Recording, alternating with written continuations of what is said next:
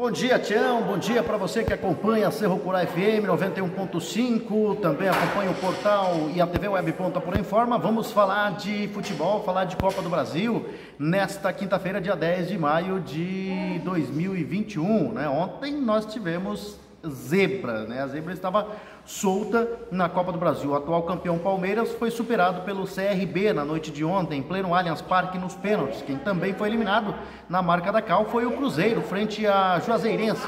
Já o Corinthians estava mal mesmo, né? O Corinthians tinha aí uma missão muito difícil diante do Atlético Goianiense, ficou no 0-0, depois de perder em casa está fora. Chapecoense caiu diante do Atlético do ABC, né? E também está fora. Foi com muita emoção a classificação da Juazeirense para as oitavas de final da Copa do Brasil, né? Após perder por 1-0 em Belo Horizonte, o Cancão de Fogo venceu ontem o Cruzeiro pelo mesmo placar e levou a decisão da vaga para os pênaltis no Adalto de Moraes. Na marca da cal, brilhou a estrela do goleiro Rodrigo Calaça, que defendeu duas cobranças e ajudou a garantir a vitória por 3-2 do placar nos pênaltis. O Cruzeiro ainda não pontuou na competição na segunda divisão e agora está eliminado da Copa do Brasil. Com isso, o técnico Felipe Conceição já deram o boné para ele, está demitido. Com emoção, até o fim, o CRB de Alagoas se classificou às oitavas de final da Copa do Brasil ao eliminar o Palmeiras em pleno Allianz Parque. Após perder o jogo de ida da terceira fase por 1-0, o Galo devolveu o placar no tempo normal e levou a decisão para os pênaltis. Nas cobranças, brilhou a estrela do goleiro Diogo Silva, que defendeu três cobranças do Palmeiras, né? E ainda converteu uma para assim garantir o triunfo por 4-3, né?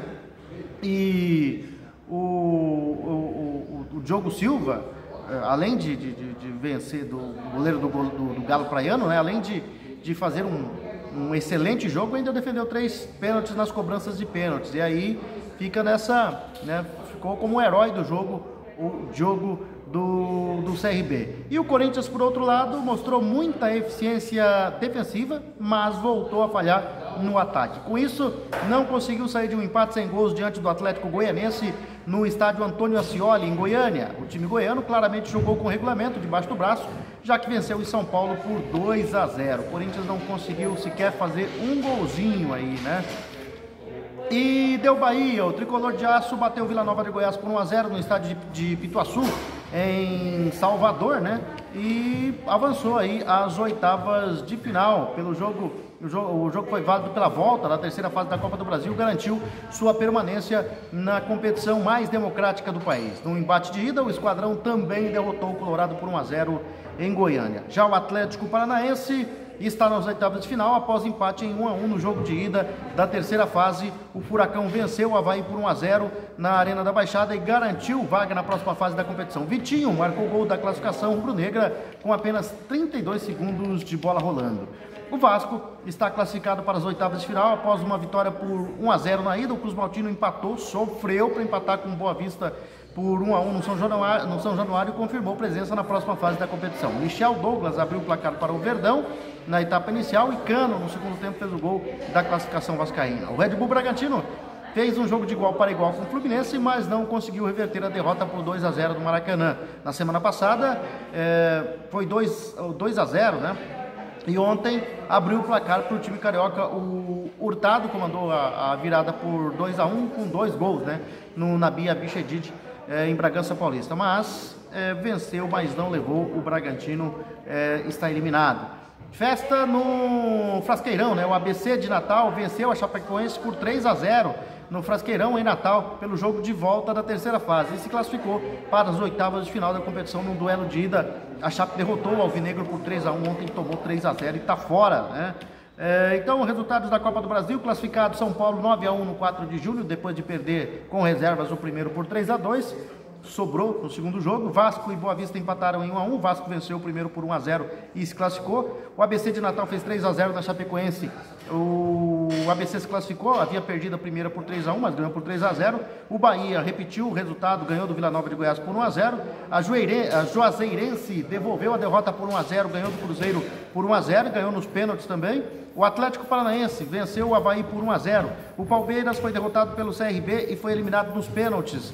O Criciúma empatou em 2-2 com o América Mineiro. O Bragantino ganhou do Fluminense por 2-1, mas não levou, né? O Fluminense classificou porque havia vencido por 2-0.